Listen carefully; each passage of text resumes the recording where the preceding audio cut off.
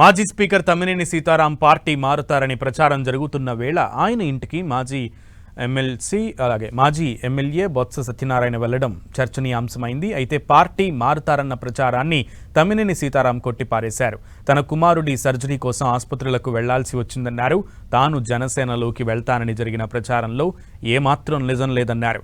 తాను వైసీపీలోనే ఉంటానని క్లారిటీ ఇచ్చారు తమ్మినేని.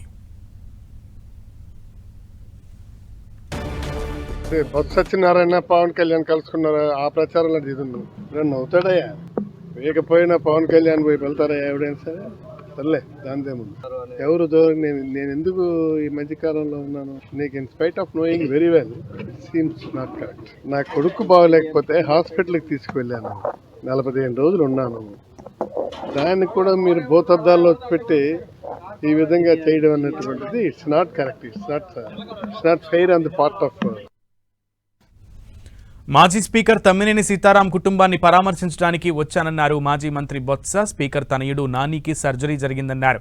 కలిసి మాట్లాడాలనే ఉద్దేశంతోనే తమ్మినేని ఇంటికి వచ్చానన్నారు ఎమ్మెల్సీ. చూశాను, అయిపోయింది.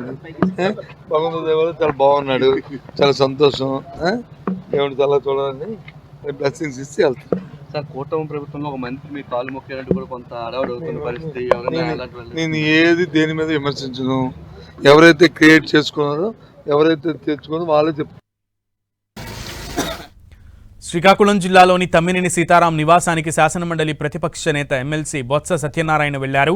ఆముదాల వలస నియోజకవర్గ ఇన్ఛార్జ్ మార్పు తర్వాత తమ్మినేని సీతారాం అసంతృప్తిగా ఉన్నారంటూ ప్రచారం జరుగుతోంది. ఇప్పుడు ఈ ఇద్దరి భేటీతో ఆ ప్రచారాలన్నింటికీ కూడా చెక్ పడినట్లయింది.